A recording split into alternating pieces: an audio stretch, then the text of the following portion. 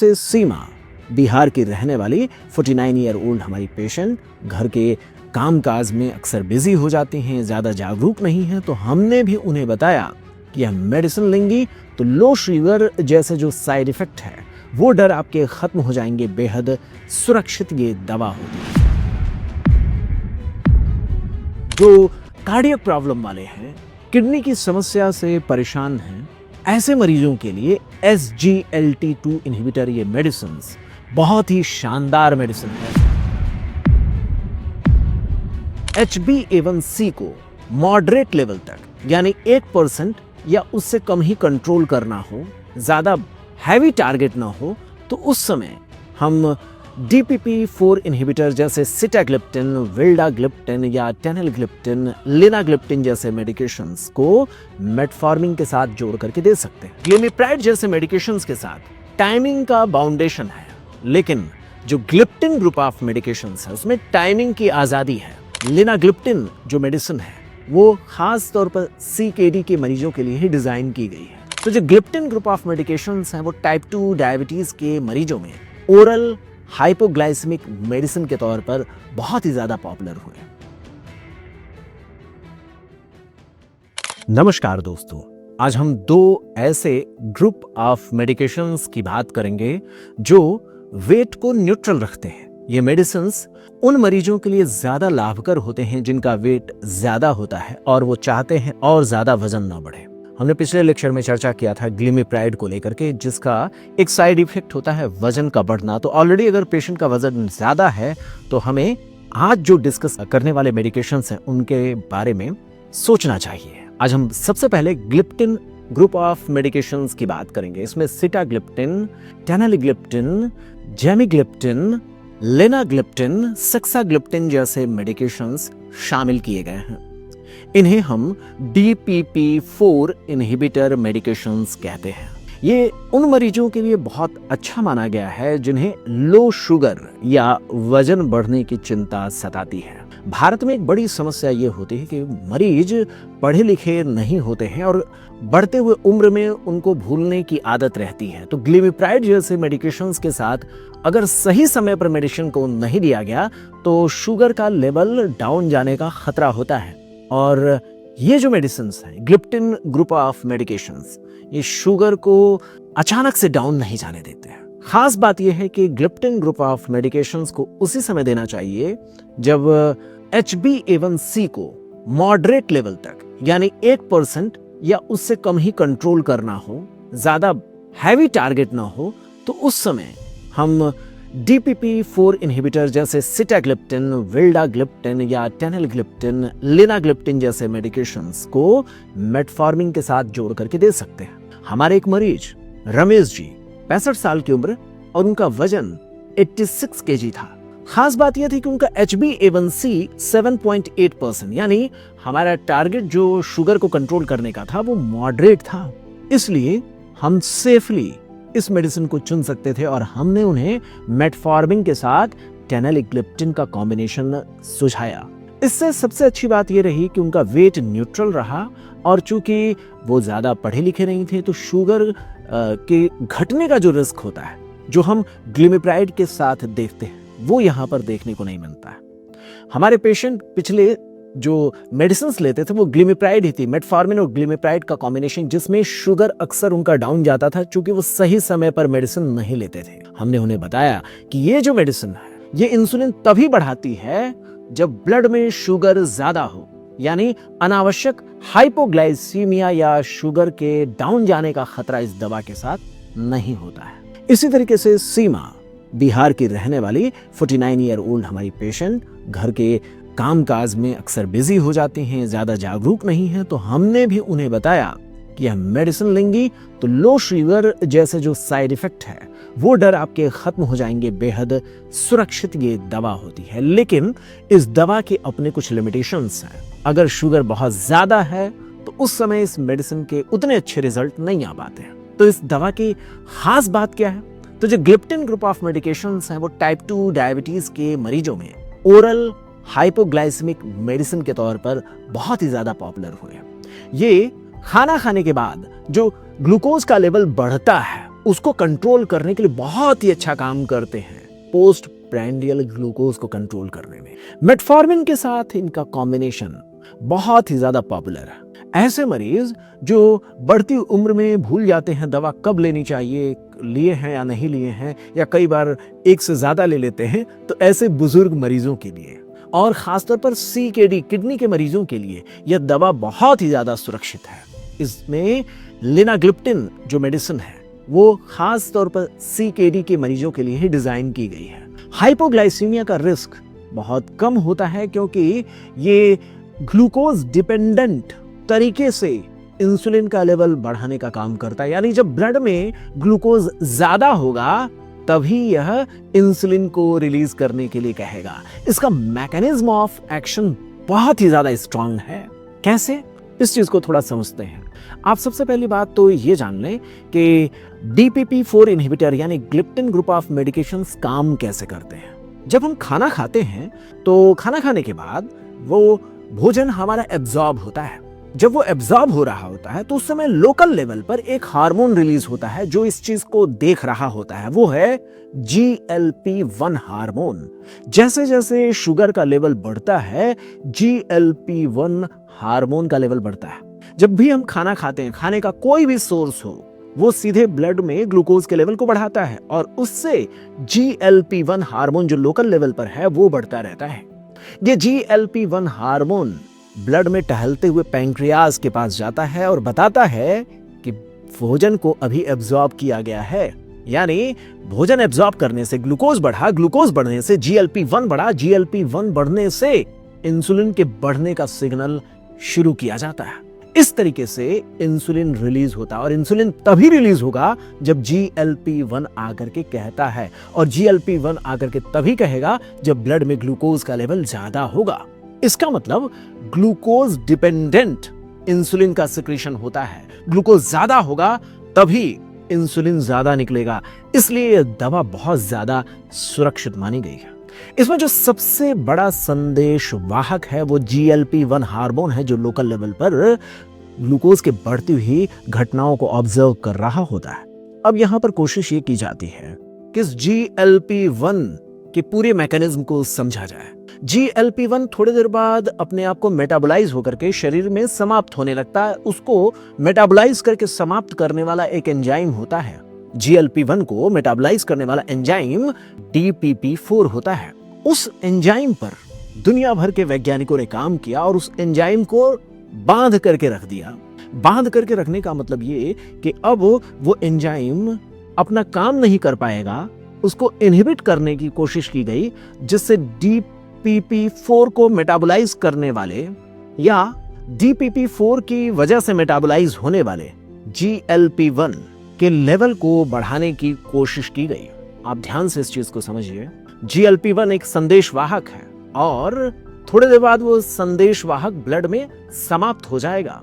तो उसके लिए करते क्या है, वो समाप्त क्यों हो जा रहा है GLP-1 जो इंसुलिन को जाकर के सिग्नल देने वाला है, उसको अमर कर दें, लंबे समय के लिए जीवित रखें, उस पर काम करने की कोशिश की। तो देखा गया GLP-1 थोड़ी देर बाद समाप्त होता है DPP-4 के कारण।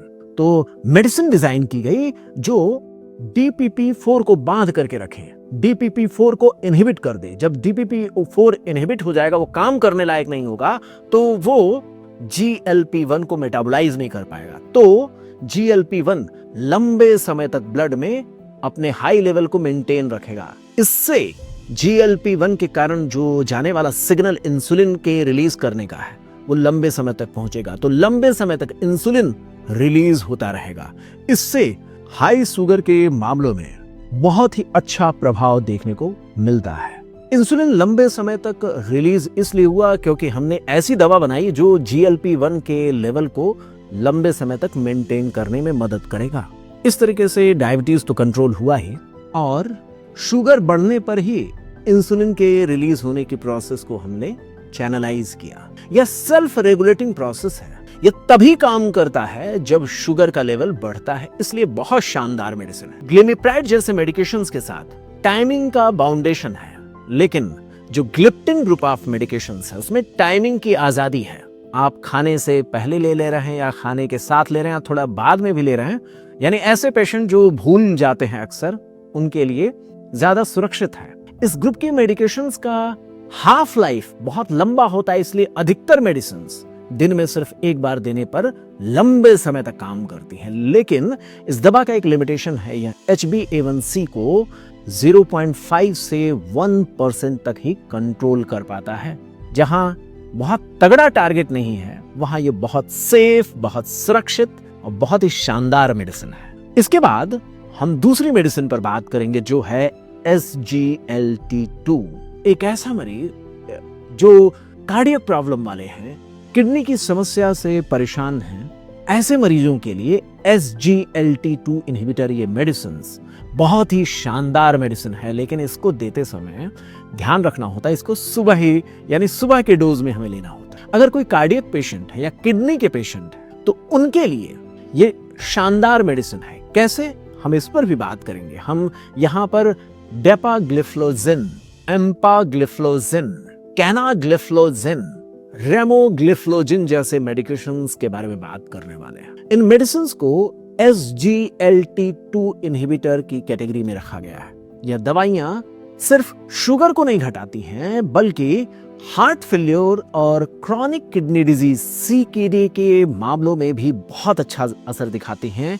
ये ऐसे मरीजों के जीवन को लंबा करने में, उनकी कंडीशंस को सुधारने में सपोर्ट करती हैं। इसीलिए इस दवा को कार्डियो रीनल प्रोटेक्टिव एजेंट के रूप में जाना जाता है। तो आज जो दूसरा हम चर्चा करने वाले हैं वो SGLT2 इनहिबिटर मेडिकेशंस के बारे में बात करने वाले हैं। हमारे एक मरीज सुजीत जो 55 साल की उम्र के, जिनका HbA1c 8.2% था, यानी मॉडरेट लेवल पर हमें यहाँ पर टारगेट था शुगर को कंट्रोल करने का। इसके अलावा जो हमारे मरीज रहे वो हाई ब्लड प्रेशर वाले भी रहे, तो इनकी कंडीशन में थोड़ा सा क्रिएटिनिन भी बढ़ा हुआ था। तो हमने ऐसे मरीजों के लिए इस ग्रुप ऑफ मेडिकेशंस के अच्छे रिस्पॉन्स देखे हैं। जैसे एम्पाग्लिफ्लोजिन जैसे मेडिकेशंस का बहुत बढ़िया रिस्पॉन्स होता है। अगर क्रिएटिनिन का लेवल 1.5% से कम है तो इसे मेटफॉर्मिन के साथ बहुत ही अच्छे तरीके से कंबाइन करके दिया जा सकता है। और यह दवा दिल और किडनी दोनों को ही सुरक्षा प्रदान करती है। इसलिए अगर क्रिएटिनिन का लेवल 1.5 से कम है, मरीज में थोड़े से किडनी की समस्या है, ओल्ड एज में अक्सर हार्ट की प्रॉब्लम होती है, तो उसमें SGLT2 इनहिबिटर बहुत ही अच्छा रिस्पॉन्स दर्शाते हैं। कुछ रिपोर्ट्स तो ऐसा कहते हैं कि SGLT2 इनहिबिटर कैटेगरी की जो दवाइयां हैं, डेपाग्लिफ्लोजिन, एम्पाग्लिफ्लोजिन, ये गेम चेंजर साबित हुई हैं। अब सवाल ये है कि ये दवाइयां काम कैसे करती हैं, इतना सारी अच्छी अच्छी बातें इस दवाओं के लिए कैसे कही जा सकती है। तो इस दवा का अपना जो मैकेनिज्म ऑफ एक्शन है उसको स्टेप बाय स्टेप अगर हम समझेंगे तो ये समझ पाएंगे कि यह किडनी को और हार्ट को कैसे एडिशनल सुरक्षा प्रदान करता है। एक्चुअली हमारे बॉडी में किडनी अपने हिसाब से हर एक चीज को फिल्टर करता रहता है। दिन भर में जितना भी हमारे ब्लड की सप्लाई होती है वो किडनी से होकर के गुजरती है और किडनी हर एक चीज को फिल्टर करके नीचे गिराता रहता है। यहाँ तक कि शुगर, प्रोटीन, सारी चीजें निकलती रहती हैं और वो दोबारा रीएब्जॉर्ब की जाती हैं। फिल्ट्रेशन की बड़ी ही शानदार सी प्रक्रिया हमारी किडनी में चल रही होती है। हमारे किडनी का ओवरऑल जो तरीका होता है साफ सफाई का, वो हमारे घरों की तरीके से होता है। दिवाली पर जिस तरीके से हम अपने घर को साफ सुथरा करना चाहते हैं तो पूरे कमरे को हम खाली कर देते हैं, उसमें हर अच्छी और बुरी, हर खराब चीज़ या अच्छी चीज़ को सबको कमरे से बाहर करते हैं। फिर जो अच्छी चीज़ें रहती हैं उसको कमरे में ला करके जैसे हम रख देते हैं, खराब चीज़ों को हम घर से बाहर निकाल देते हैं। सेम इसी तरीके से किडनी हमारा काम करता है। किडनी से जब ब्लड का सर्कुलेशन वहां पर पहुंचता है तो हर एक चीज चाहे अच्छी हो या बुरी हो वो सारी चीजें फिल्टर होती हैं। थोड़ी देर बाद जो अच्छी चीजें होती हैं उसको वापस ब्लड में दे दिया जाता है और जो खराब चीजें होती हैं वो यूरिन के रूप में बाहर निकाल दी जाती हैं। अब शुगर यानी ग्लूकोज जो फिल्टर होकर के आता है या फिर सोडियम जो फिल्टर होकर के आता है, उसको वापस ब्लड में भेजने के लिए कुछ चैनल्स होते हैं, कुछ ऐसे रिसेप्टर्स होते हैं जिनके चैनलाइज होने की वजह से दोबारा सोडियम और ग्लूकोज को अंदर खींचा जा सकता है। ऐसे चैनल्स को SGLT2 कहते हैं। SGLT2 अगर आप इसके नाम को ओपन करेंगे तो S का मतलब होता है सोडियम, और जो Gl होता है वो ग्लूकोज को रिप्रेजेंट करता है। तो सोडियम और ग्लूकोज को दोबारा वापस लेने के लिए कुछ खास किस्म के ट्रांसपोर्टर या चैनल्स होते हैं जिसके थ्रू ये ब्लड में वापस भेजे जाते हैं। हम ऐसा मेडिसिन डिजाइन करते हैं जो सोडियम और ग्लूकोज दोनों को ही भीतर आने से रोक दे। इससे होगा क्या, यूरिन के रास्ते से सोडियम और ग्लूकोज बाहर जाने लगेगा। इससे होगा क्या, इससे सोडियम का लेवल चूंकि बढ़ेगा नहीं तो बीपी को कंट्रोल करने में मदद मिल जाएगी, और ग्लूकोज अंदर एब्जॉर्ब नहीं होगा तो फिर हमें डायबिटीज को कंट्रोल करने में मदद मिल जाएगा। तो इसीलिए कहा जाता है अगर थोड़ा बहुत अगर ब्लड प्रेशर को कंट्रोल करना है और मॉडरेट लेवल तक शुगर को कंट्रोल करना है तो ये दवाई बहुत अच्छी होती है, खास तौर पर उन मरीजों के लिए जिनमें हार्ट की समस्या है, किडनी की समस्या है, उनमें यह गेम चेंजर मेडिसिन साबित हुई है। ओवरऑल रिजल्ट के तौर पर देखें तो यूरिन में ग्लूकोज ज्यादा एक्सक्रीट होता है। चूंकि ग्लूकोज का लॉस हो रहा है इसलिए कैलोरी का लॉस होगा, इसलिए वेट घटने के मामले देखे जाते हैं। इसलिए ऐसा पेशेंट जिसका वजन ज्यादा है उसमें यह मेडिसिन दी जा सकती है। इसमें सोडियम भी थोड़ा बाहर निकलेगा। इसके अलावा सोडियम और ग्लूकोज जब बाहर जा रहे होते तो उसके साथ पानी भी जुड़ करके बाहर यूरिन के रूप में आएगा, तो इसकी वजह से ब्लड प्रेशर कंट्रोल करने में मदद मिलता है। ये हार्ट और किडनी के फंक्शंस के बारे में बहुत अच्छा इसके रिजल्ट्स देखे गए हैं। ये इंट्राग्लोमेरुलर प्रेशर को कंट्रोल करते हैं। इसके कारण किडनी के पेशेंट्स में बहुत अच्छा इनका रिस्पॉन्स होता है। HbA1c को ये मॉडरेट लेवल तक डाउन कर सकता है। वेट लॉस भी अगर लंबे समय तक ले रहे हैं तो 2 से 3 किलोग्राम तक वेट लॉस हो सकता है। ब्लड प्रेशर है तो 5 से 10 mmHg तक ये ब्लड प्रेशर भी कंट्रोल कर सकता है। CKD के प्रोग्रेशन को ये धीमा कर सकता है और हार्ट फेल्योर के मामले को यह कंट्रोल करता है, जिसके कारण हॉस्पिटलाइजेशन के मामले कम देखे जाते हैं। हार्ट फेल्योर कैसे कम करता है, क्योंकि मैक्सिमम मात्रा जो भी पानी की है या फिर सोडियम की है वो यूरिन के रास्ते निकल जाएगा, तो ज्यादा दबाव हार्ट पर नहीं पड़ता, इसलिए इसका अच्छा रिस्पॉन्स है। लेकिन इसके कुछ साइड इफेक्ट्स हैं। क्योंकि यूरिन में ग्लूकोज की मात्रा बढ़ेगी इसलिए जेनाइटल ट्रैक इन्फेक्शन, खासतौर पर कैंडिडियासिस जैसे मामले महिलाओं में ज्यादा देखे जाते हैं। यूरिनरी ट्रैक का इन्फेक्शन महिलाओं में इस दवा के दिए जाने से कई बार देखा गया है। चूंकि यूरिन का वॉल्यूम बढ़ जाता है, ग्लूकोज, सोडियम और उसी के साथ चिपक करके पानी भी जुड़ करके पानी भी ज्यादा यूरिन बनाता है। इसके कारण पॉलीयूरिया की समस्या बहुत सारे पेशेंट देख ऐसी शिकायत करते हैं। बहुत से पेशेंट ये भी कहते हैं कि डॉक्टर साहब ये दवा तो हम रात में लेते हैं तो कई बार उठ करके यूरिनेशन के लिए, पेशाब करने के लिए जाना पड़ता है। तो सच्चाई ये है कि ये दवा अगर लेनी है या डॉक्टर आपको एडवाइस कर रहे हैं तो उस समय ध्यान रखें इस दवा को आप सुबह के डोज में लें। रात के डोज में लेंगे तो बार बार आपकी नींद डिस्टर्ब होगी, आपको परेशानी होगा। इसका मतलब यह है कि एक मरीज के तौर पर थोड़ा मैकेनिज्म को समझ लेने से आप दवा की सही टाइमिंग के बारे में अच्छे तरीके से समझ पाते हैं। आज की जो भी 2 हमने दवाइयां आपके साथ चर्चा में लिया है, ये दोनों ही दवाइयां मॉडरेट लेवल तक शुगर को कंट्रोल करती हैं। इसके अलावा यह वजन को बढ़ने नहीं देती हैं। तो ऐसे पेशेंट जो ओवरवेट है और डायबिटीज को मॉडरेट लेवल तक कंट्रोल करना बहुत ही सेफ मेडिसिन के तौर पर आप इसे ले सकते हैं। अब आपके दिमाग में ये बात होगी कि इंसुलिन का इंजेक्शन जो लगाया जाता है वो कब लगाने की बात आती है। तो इसमें ध्यान देने वाली बात है कि इंसुलिन उस समय हम प्रेफर करते हैं इंसुलिन के इंजेक्शंस को जब हमें 2% 3% तक HbA1c को डाउन करना होता है, बड़े लेवल पर टारगेट होता है। तो उस समय हम मरीजों के लिए इंसुलिन के इंजेक्शन के रिकमेंडेशन देते हैं। कैसे मरीजों को दिया जाएगा, कब दिया जाएगा, इस पर हम एक विस्तार से अगले एपिसोड पर चर्चा करेंगे। आप हमारे साथ जुड़े रहिएगा। मेडिसिन को लेकर के फैक्ट्स के आधारित और कोशिश हमारी ऐसी है कि जो दवाइयों को लेकर के ज्यादा जागरूक हमारे समाज में लोग हैं उनको सही तथ्यगत और लॉजिकल नॉलेज हम प्रोवाइड कर सकें। आप हमारे साथ बने रहिएगा। अगर आपको हमारा प्रयास अच्छा लगता है तो आप हमसे जुड़े रहिए। नमस्ते।